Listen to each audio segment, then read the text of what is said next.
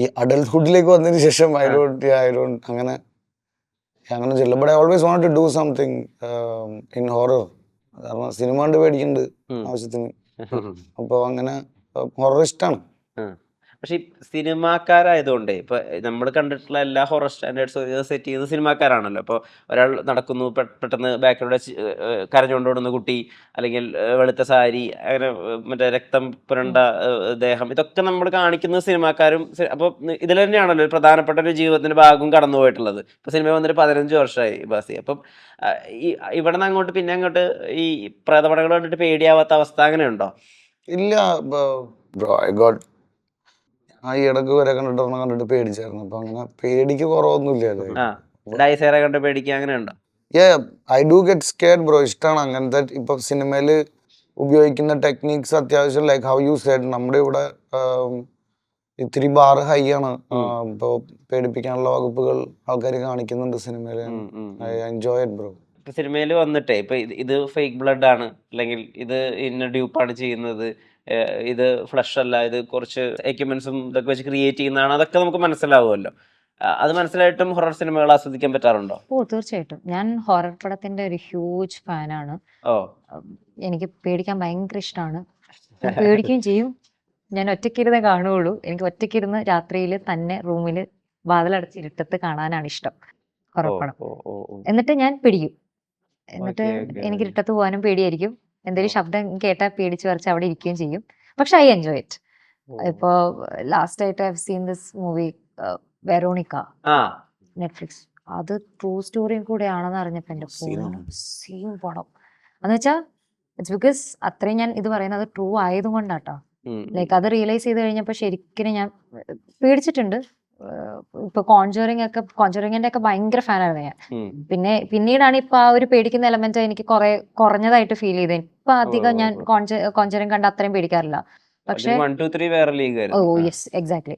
പക്ഷെ ഞാൻ എൻജോയ് ചെയ്യുന്ന ഒരു ജോണർ ആണ്. ഇപ്പൊ എന്നോട് ഇപ്പൊ ഒരാൾ വന്നിട്ട് വേറെ ഏതെങ്കിലും ജോണറിനെ പറ്റി പറഞ്ഞു കഴിഞ്ഞാൽ ചിലപ്പോൾ ഞാൻ ആ പടം ചിലപ്പോൾ നാളെ അല്ലെങ്കിൽ ചിലപ്പോൾ എനിക്ക് സമയം കിട്ടുമ്പോഴായിരിക്കും കാണുക. ഇപ്പൊ എന്നോട് ഒരു നല്ലൊരു പടം ഹൊററാണ്, അടിപൊളിയാണെന്ന് പറഞ്ഞു കഴിഞ്ഞാൽ ഞാൻ ചിലപ്പോൾ ഇത് കഴിഞ്ഞ ഒട്ടനെ അത് കാണാൻ പോകുന്നതായിരിക്കും.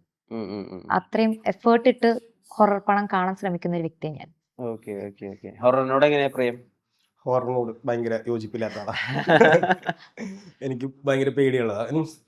സ്ക്രീനിലും സ്ക്രീനിലും അല്ലാണ്ട് മറ്റേ ആർട്ട് വർക്കുകൾ അങ്ങനത്തെയൊക്കെ ബന്ധപ്പെട്ട രീതിയിൽ ഹൊറർ കാണുമ്പോൾ ഭയങ്കര പേടികളാണ്. അല്ലാണ്ട് റിയൽ ലൈഫിലാണെങ്കിൽ കുഴപ്പമില്ല, നമുക്ക് അത്ര പ്രശ്നം തോന്നിയിട്ടില്ല. ഇല്ലല്ലോ. ബാക്കി സിനിമയിലൊക്കെ അതിന്റെ ഒരു ബിൽഡപ്പ്, മറ്റേ മ്യൂസിക്, മിനി ജംപ് കട്ട് പരിപാടി സാധനങ്ങൾ അങ്ങനെയൊക്കെ വരുമ്പോഴേക്കും നമുക്കൊരു ഞാൻ കാണൂല. ഞാൻ ഇപ്പോഴും അതെന്റെ ആർട്ട് വെച്ചാൽ ഞാൻ മറ്റേ ഹൊറർ മൂവിയാണ് ഞാൻ കണ്ണുകുത്തിയിരുന്നേ കാണുള്ളൂ. ഇതേപോലെ കോഞ്ചറിങ്ങിന്റെ ഒക്കെ ഫസ്റ്റ് ഇറങ്ങിയ സമയത്ത് എന്റെ ഫ്രണ്ട്സ് ആയിട്ടൊക്കെ പോകുന്ന സമയത്ത് ഞാൻ ഫുൾ ടൈം കണ്ണുകുത്തി ഇങ്ങനെ കണ്ണടച്ചെന്നെ ഇരുന്നു. എനിക്ക് ഭയങ്കര പേടിയാണ് സ്ക്രീനിൽ കാണുന്ന സമയത്ത്. കറക്റ്റ് നമ്മൾ കാണുന്ന സമയത്ത് ഈ ഡാൻസും മ്യൂസിക്കും വളരെയധികം ഇൻവോൾവ്ഡ് ആണ്. ഈ പ്രേതങ്ങളെ കൊണ്ട് ഡാൻസ് ചെയ്യിപ്പിക്കാം, അല്ലെങ്കിൽ അങ്ങനെ എന്റർടൈനിങ് ആയിട്ടുള്ള പ്രേതങ്ങളെ കൊണ്ട് കഥ മുന്നോട്ട് കൊണ്ടുപോകാം. ഈ ഐഡിയ അത് എവിടുന്ന ഇൻസ്പിറേഷൻ? നമ്മളിപ്പോ ഇപ്പൊ മൈക്കിൾ ജാക്സന്റെ ഇപ്പൊ ത്രില്ലർ എന്ന ആൽബം ഒക്കെ അങ്ങനെയൊക്കെ നമ്മളിത് കാണുമ്പോൾ നമുക്കും അതേപോലത്തെ ഒരു സബ്ജക്ട് സിനിമയെ നമുക്ക് അത്തരം അതൊക്കെ കഥയുടെ രൂപേണ പറഞ്ഞു പോയ ആൽബംസ് ആണ്. അത് അതൊക്കെ നമുക്ക് കൃത്യമായിട്ട് പറയാൻ വിഷയം പൊളിറ്റിക്സ് ഉണ്ട്, അതേപോലെ തന്നെ പറയാൻ കഥയുണ്ട്.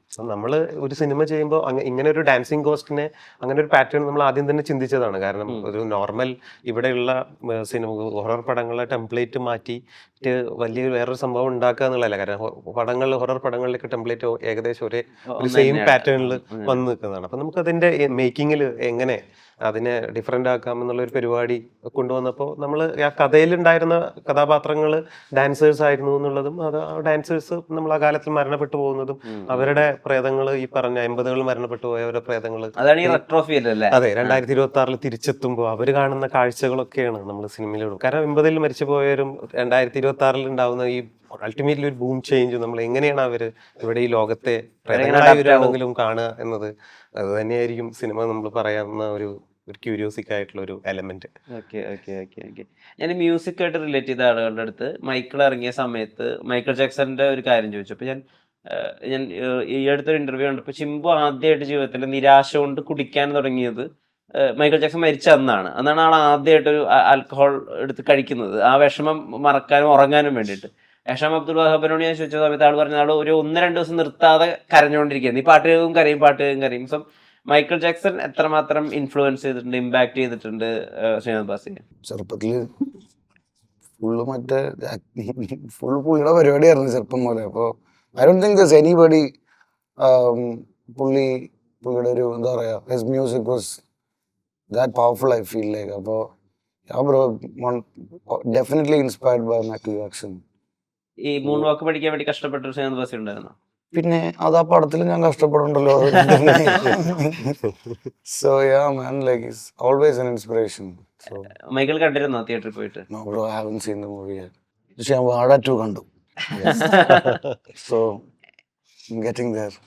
എങ്ങനെയുണ്ട് ഇപ്പൊ ഒരു സമയത്ത് ഇപ്പൊ ന്യൂ ജനറേഷൻ അല്ലെങ്കിൽ പുതിയ നടന്മാർ അല്ലെങ്കിൽ അപ്കമിങ് ടാലന്റ്സ് അങ്ങനെയൊക്കെ പറഞ്ഞിരുന്നത് ശ്രീനാഥ് ബാസി ടീമിനെയായിരുന്നു, ആ സെറ്റിൽ ഹണീബി ടീമിനായിരുന്നു. എന്നാൽ ഇപ്പൊ അത് പറയുന്നത് ഹാഷറിനെയും സന്ദീപിനെയും നസലിനെയും സാഗറിനെ, ആ പുതിയ ലോട്ടിനെ കാണുമ്പോൾ എന്താ ഫീൽ? ഭയങ്കര ഇഷ്ടമാണ്, കോമഡിയാണ്, ഒരു രക്ഷയിലാവന്മാര്. അടിപൊളിയാണ്, super happy for them. Entertain ചെയ്യാൻ അറിയുന്ന ആളുകളാണ്. റീൽസിലൂടെയൊക്കെയാണ് വന്നെങ്കിൽ സിനിമയെ കാണുമ്പോൾ നമ്മൾ ഇതുവരെ കാണാത്ത എന്തോ ഒരു പരിപാടി ഇവര് ചെയ്യുന്നുള്ള ഫീൽ ഉണ്ട്. അതിന് എനിക്ക് ഭയങ്കര നാച്ചുറൽ ആണ്, അടിപൊളിയാണ്. അങ്ങനെയുണ്ടോ ശ്രീനാഥ് ബാസിക്ക് ഇങ്ങനെ വയലന്റ് ആയ ഒരു കാര്യം സ്ക്രീനിൽ കാണാൻ താല്പര്യമില്ല, പക്ഷെ ചെയ്യുന്നതിൽ കുഴപ്പമില്ല, വയലന്റ് ആയ ഒരു ക്യാരക്ടറിനെ ചെയ്യുന്നതിൽ കുഴപ്പമില്ല, അത് സ്ക്രീനിൽ കാണാൻ ബുദ്ധിമുട്ടാണ്, അങ്ങനെ അവസ്ഥയുണ്ടോ? എന്ത് ചെയ്യാം, പൈസ തന്നാൽ മതി എന്നുള്ള മൂടാണ്.